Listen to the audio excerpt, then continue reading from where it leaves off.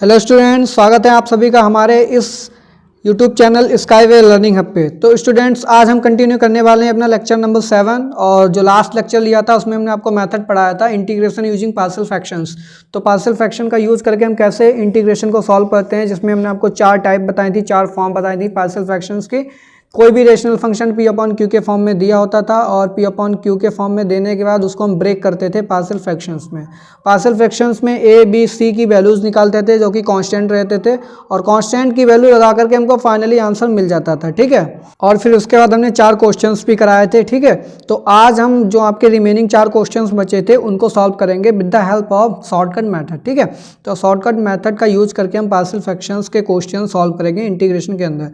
तो मैं आपको बताना चाहूँगा, अगर आप हमारे चैनल पर नए हैं तो प्लीज़ एक बार चैनल को सब्सक्राइब कर दीजिए और साथ में बेल आइकन को भी प्रेस कर दीजिए, ताकि आपके हमारे आने वाले हर लेटेस्ट लेक्चर्स की नोटिफिकेशन आपको तुरंत के तुरंत मिलती रहे। और साथ में आप हमारी वीडियोस को लाइक भी कर दीजिए और शेयर भी कर दीजिए अधिक से अधिक। ठीक है, तो चलिए स्टूडेंट्स, आज हम स्टार्ट करेंगे अपना लेक्चर नंबर 7, जिसमें कि हम शॉर्टकट मेथड पढ़ने वाले हैं। तो जिसमें एक हमने नोट पॉइंट आपको बताया था कि पी अपॉन क्यू फॉर्म में आपको रेशनल फंक्शन गिवन में दिया होता है। आपको क्या करना होता है, अपॉन में कुछ लीनियर फैक्टर्स दिए होते हैं और उन लीनियर फैक्टर की हेल्प से हम डिग्री देखेंगे कि डिनोमिनेटर की डिग्री कितनी है। वो हमेशा बड़ी होनी चाहिए, किससे? न्यूमरेटर की डिग्री से।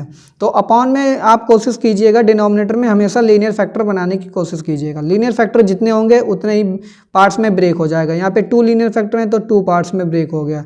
अगर 3 फैक्टर्स हैं, ठीक है, टाइप 4 में 3 फैक्टर्स हैं, तो यहाँ पे 3 फैक्टर्स में ये 3 फ्रैक्शंस में ब्रेक हो जाएगा पार्शियल फ्रैक्शन। ठीक है, तो जितने लीनियर फैक्टर होंगे उतने में ही ये ब्रेक होगा। तो आज हम इसका शॉर्टकट मेथड पढ़ेंगे, जिसमें कि हमने 4 क्वेश्चंस आपको 1 2 3 4 ये कराए थे। आज हम बाकी के 4 क्वेश्चंस करेंगे 1 2 3 4।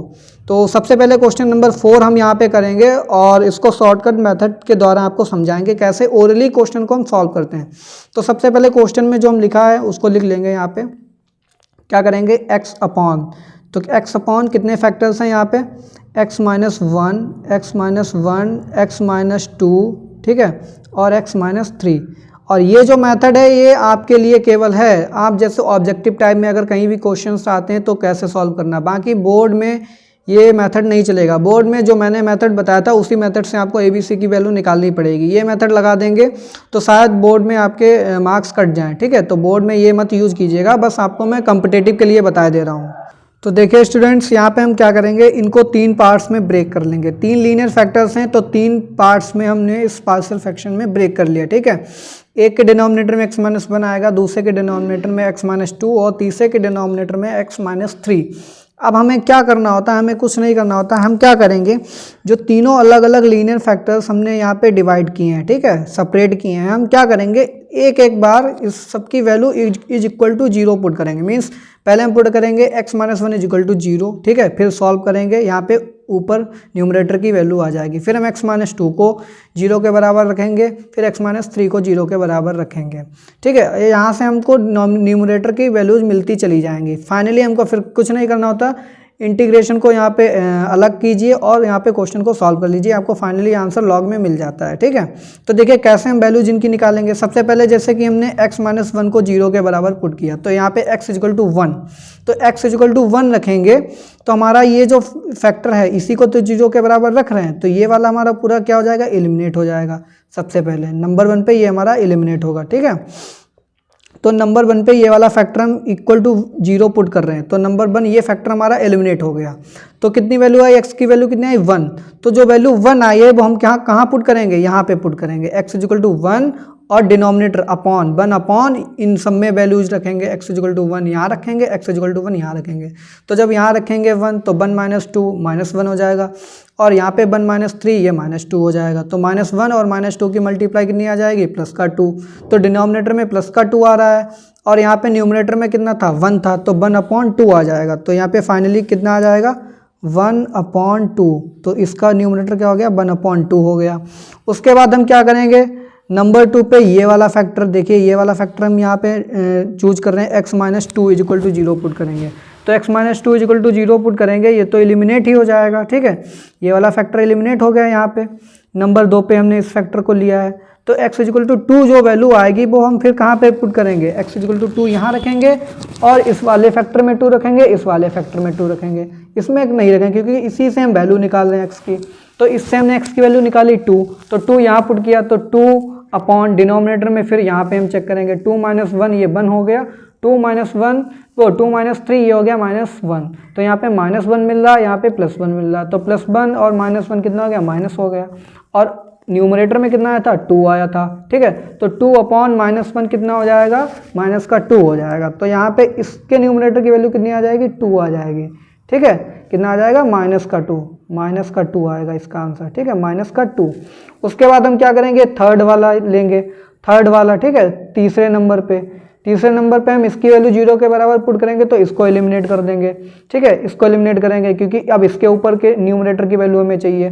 तो x - 3 को 0 के बराबर पुट करेंगे, कितना आ जाएगा, 3 आ जाएगा। और 3 आने पर फिर हमारे पास क्या होगा, यहाँ पे 3 वैल्यू पुट करेंगे, x इक्वल टू 3 वैल्यू हम पुट करेंगे, कहाँ पुट करेंगे, यहाँ पुट करेंगे x इक्वल टू 3 और इनमें पुट करेंगे बाकी के रिमेनिंग जो 2 फैक्टर्स बचे, x इक्वल टू 3। तो जब यहाँ पे 3 रखा तो 3 हो गया और डिनोमिनेटर में क्या आएगा, 3 अपॉन इसके नीचे 3 रखेंगे तो 3 - 1 ये माइनस, यहाँ पे 3 - 1 2 हो जाएगा और 3 - 2 1 हो जाएगा। तो 1 इंटू यहाँ पे 2 मिल रहा है, तो 1 इंटू 2 क्या हो जाएगा, 2 हो जाएगा। और ऊपर क्या था, 3, तो इसका क्या हो जाएगा, 3/2, इसका क्या हो जाएगा, 3/2। तो इसका न्यूमरेटर कितना आएगा हमारे पास, 3/2। तो इस तरीके से डायरेक्टली हम ये वैल्यूज निकालते हैं, ठीक है। तो आपको ज़्यादा कुछ ABC लिखने की ज़रूरत नहीं है, आप डायरेक्टली क्या कीजिए, इसको पार्शियल फ्रैक्शन में ब्रेक कीजिएगा। ब्रेक करने के बाद हम इसके अपॉन में जैसे x - 1 लिखा है तो इसको 0 के बराबर पुट करेंगे। 0 के बराबर पुट करने के बाद यहाँ पे x की वैल्यू मिलेगी, वो x की वैल्यू हम पुट करेंगे अदर रिमेनिंग फैक्टर के अंदर, जैसे कि x - 2 के अंदर, x - 3 के अंदर। और न्यूमरेटर में क्या लिखा है, x लिखा, तो x की जगह भी यहाँ पे पुट करेंगे x इक्वल टू 1। फिर ऐसे x इक्वल टू 2 यहाँ से मिलेगा, फिर ये वैल्यू 2 यहाँ रखेंगे, यहाँ रखेंगे, यहाँ रखेंगे, फाइनली हमको -2 मिल जा रहा। फिर x इक्वल टू 3 रखेंगे तो x इक्वल टू 3 यहाँ रखेंगे, यहाँ रखेंगे और यहाँ रखेंगे, जो मिलेगा वो इसके न्यूमरेटर की वैल्यू हो जाएगी। 2 बाहर आ जाएगा और ये हो जाएगा log x - 1, कितना आ जाएगा, log x - 1 हो जाएगा, ठीक है। log x - 1, यहाँ पे x - 1 है।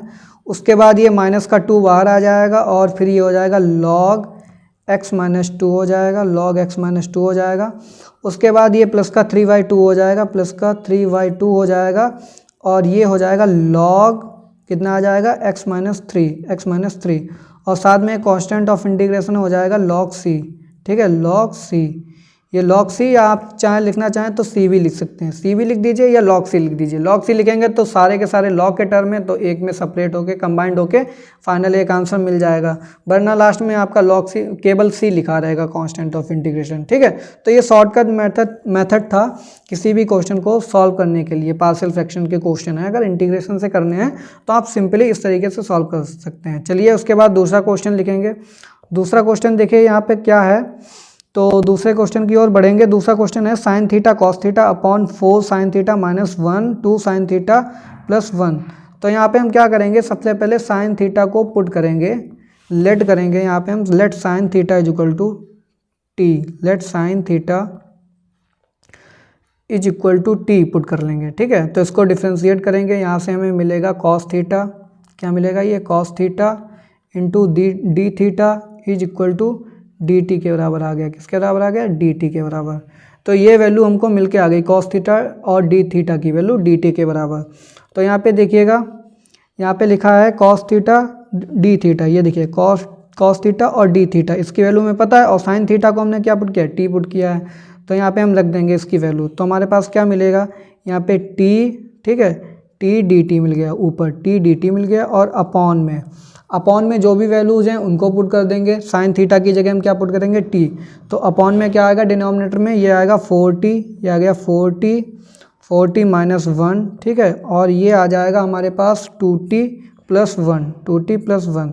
तो ये यहाँ पे फाइनली हमारे पास इंटीग्रल निकल के आ गया है। अब इस इंटीग्रल में क्या करते हैं, हमने आपको बताया था कुछ नहीं करना होता है, आपको सिंपली लीनियर फैक्टर्स हैं, जो लीनियर फैक्टर को डिनोमिनेटर में लिख लेंगे और यहाँ पे पार्शियल में ब्रेक कर देंगे। तो 4t -1 पहला ये ब्रेक हो गया फ्रैक्शन। उसके बाद नंबर 2 पे ब्रेक कौन सा होगा, 2t + 1, ठीक है, 2t + 1 ये भी ब्रेक हो गया।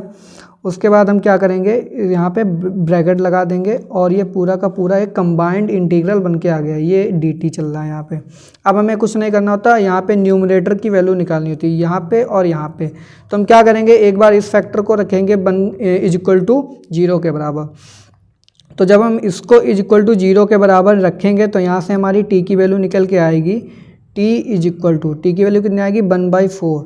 टी की वैल्यू जो 1/4 आएगी वो हम रखेंगे कहाँ पे रखेंगे, इस वाले फैक्टर में। देखिए t/2t+1, ठीक है, इसमें रखेंगे t इज इक्वल टू 1/4। तो जब t इज इक्वल टू 1/4 हम रखेंगे तो हमारे पास इस वाले न्यूमरेटर की वैल्यू आ जाएगी 1/6। कितनी आ जाएगी 1/6, आप सॉल्व करके देख लीजिएगा। फिर दूसरी बार में हम इसकी वैल्यू रखेंगे इज इक्वल टू 0 के बराबर। तो यहाँ से हमें निकल के आएगा t इज इक्वल टू -1/2। कितना आएगा, t इज इक्वल टू -1/2। फिर ये -1/2 कहाँ रखेंगे हम, यहाँ पर। ये इस वाले से तो हमने निकाला है तो इसमें रख नहीं सकते, तो हम किस में रखेंगे, इसमें t/40-1 में t की वैल्यू ये रखेंगे। जब ये रखेंगे वैल्यू तो हमारे पास निकल के आएगा आंसर यहाँ पे -1/6 हो गई, यहाँ पे +1/6 आएगा। कितना आएगा, +1/6 आएगा यहाँ पे आंसर, ठीक है। तो दोनों में +1/6 आंसर आएगा। इसके बाद हम इसको सॉल्व कर लेंगे, क्या करेंगे 1/6 बाहर ले लेंगे। तो ये पहला जो फ्रैक्शन बचेगा dt/40-1 बचेगा, और दूसरा क्या बचेगा dt/2t+1, ठीक है। यहाँ पे इसको क्लोज कर देंगे। तो इस इंटीग्रल को सॉल्व करने में कुछ नहीं है, देखिए यहाँ पे 1/6 आ जाएगा। और जब पहले वाले इंटीग्रल इसको सॉल्व करेंगे तो ये आ जाएगा log, ठीक है, ये log आ जाएगा log 40-1 अपॉन, यहाँ पे 4 यह है, यहाँ पे t के साथ मल्टीप्लाई में, तो ये 4 आ जाएगा, ठीक है। इसी के साथ प्लस 1/6 ये आ जाएगा log 2t+1, ये 2t+1 आ जाएगा, और 2 मल्टीप्लाई में है t के साथ, तो यहाँ पे अपॉन में 2 आ जाएगा। कितना आ जाएगा, अपॉन में 2 आ जाएगा, ठीक है। तो ये आपका फाइनली आंसर आ गया यहाँ पे, ठीक है। तो इस तरीके से शॉर्टकट मेथड के द्वारा हम आसानी से क्वेश्चन को सॉल्व कर सकते हैं। तो क्वेश्चन नंबर 3 पे हम लेंगे ये वाला क्वेश्चन, x² + x² + 1 x² + 4। तो यहाँ पे x² की वैल्यू पहले हम तो पुट कर देंगे u के बराबर। किसके बराबर, u या t रख लीजिए, इंटीग्रेट भी नहीं करना, इंटीग्रेट भी नहीं करना, बस हम t रख लेंगे। t रखने के बाद हम क्वेश्चन को देखिए कैसे सॉल्व करेंगे, वो आपको समझ में आ जाएगा हमने यहाँ पे t क्यों किया है। तो t करने के बाद हमारे पास इंटीग्रल बन के आएगा, ये इंटीग्रल, ठीक है। तो यहाँ पे x² न्यूमरेटर में था, ये इसकी जगह पे क्या आ गया, t आ गया, ठीक है, t आ गया। उसके बाद t/t+1 हो जाएगा, x² +1 की जगह t+1 हो जाएगा। और दूसरा लीनियर फैक्टर क्या था, x² + 4, तो उसकी जगह क्या आ जाएगा t+4, ठीक है, t+4 t+1। और साथ में ये यहाँ पे क्या चल रहा था, यहाँ पे शायद हमारे पास dx चल रहा था, तो ये dx ही रहने देंगे, ठीक है। इसमें कोई चेंज नहीं आएगा क्योंकि हमने यहाँ पे इंटीग्रेट नहीं, डिफ्रेंशिएट नहीं किया है, ठीक है, इतना रख दिया। अब हम क्या करेंगे, इसको भाई मेथड, शॉर्टकट मेथड लगाएंगे। शॉर्टकट मेथड में क्या है, 2 पार्ट्स में इसको ब्रेक कर लेंगे। तो पहला तो t+1 आएगा, ठीक है, t+1, और दूसरा क्या आएगा हमारे पास, दूसरा आएगा t+4, ठीक है, t+4। और लास्ट में यहाँ पे हम किसके रिस्पेक्ट में इंटीग्रेट कर रहे हैं, dx के रिस्पेक्ट में कर रहे हैं। अब हमें न्यूमरेटर की वैल्यूज निकालनी रहेगी, ठीक है, यहाँ पे इस वाले न्यूमरेटर की और इस वाले न्यूमरेटर की। तो कैसे निकालेंगे, तो एक बार तो हम t की वैल्यू पुट करेंगे, यहाँ से t इज इक्वल टू -1 आएगा, और यहाँ से t इज इक्वल टू -4 आएगा, ठीक है, t इज इक्वल टू -4। तो दोनों वैल्यूज हम पुट करेंगे और न्यूमरेटर की वैल्यू आ जाएगी। तो जब हम t इज इक्वल टू -1 रखेंगे तो यहाँ पे -1 अपॉन, यहाँ पे -1 रखेंगे तो यहाँ पे 3 आ जाएगा, +3। तो इसका न्यूमरेटर की वैल्यू कितनी आ जाएगी, इसके न्यूमरेटर की वैल्यू आ जाएगी -1/3। ये कितना आएगा, -1/3, ठीक है। और इसी तरीके से जब t इज इक्वल टू -4 रखेंगे तो t इज इक्वल टू -4 रखने पर हमारे पास आंसर आएगा 4/3। कितना आएगा, 4/3। तो 4/3 आ गया, ठीक है। ये हमारे पास ब्रेक होकर के आ गया है। अब हमें क्या फार्मूला पता होता है, tan इनवर्स का। तो tan इनवर्स का डिफरेंशिएशन क्या होता है, tan इनवर्स x का 1/x² + 1, और tan इनवर्स x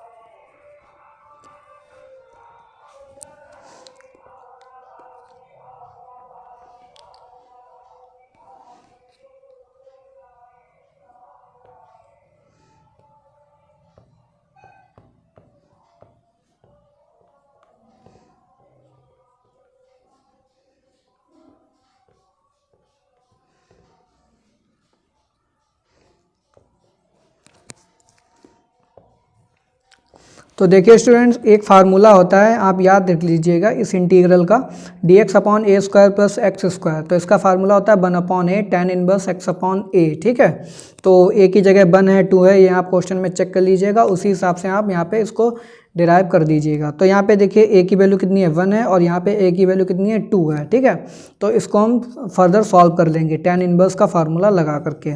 तो देखिए हमारे पास आंसर क्या निकल के आएगा, जो पहला पार्ट है उसको डिफरेंस इंटीग्रेट करेंगे तो आ जाएगा माइनस का 1/3। ए की वैल्यू 1 है तो वहाँ पे कोई फ़र्क नहीं पड़ेगा, तो ये आ जाएगा tan इनवर्स x आ जाएगा। उसके बाद ये क्या है हमारे पास 4/3 था, 4/3। ठीक है, और मल्टीप्लाई में क्या आ जाएगा 1/a, ए की वैल्यू वहाँ पे क्या थी 2, तो ये 1/2 हो जाएगा। और tan इनवर्स x अपॉन ए, तो tan इनवर्स x अपॉन ए की वैल्यू कितनी है 2, और साथ में कांस्टेंट ऑफ इंटीग्रेशन c। तो फाइनली हमारे पास आंसर क्या आएगा माइनस का 1/3 tan inverse x plus 2/3 tan inverse x upon 2 plus c। तो ये फाइनल हमारे पास आंसर आ गया है। तो देखिए स्टूडेंट्स, हमने यहाँ पे 3 क्वेश्चन सॉल्व कर लिए हैं। ठीक है, तो 3 क्वेश्चन हमने यहाँ पे सॉल्व कर लिए हैं, और आपका जो लास्ट का क्वेश्चन है, ठीक है, ये क्वेश्चन आपका जो है, देखिए मैं बता दे रहा हूँ, ये वाला जो क्वेश्चन है ये आपको होमवर्क में करना है। ठीक है, तो ये होमवर्क में क्वेश्चन करना है, काफ़ी इजी क्वेश्चन है, और जो अगला लेक्चर लेंगे उसमें हम आपको कुछ मिसलेनियस क्वेश्चंस और करा देंगे, जो कि आपके टफ हैं क्वेश्चंस। ठीक है, जो आप शायद ना कर पाएँ तो मैं उनको भी एक बार करा दूंगा, मिसलेनियस क्वेश्चंस पार्शियल फ्रैक्शंस पे ही हैं। ठीक है, तो स्टूडेंट्स मिलेंगे अपने नेक्स्ट लेक्चर में, तब तक के लिए thanks for watching, have a good day.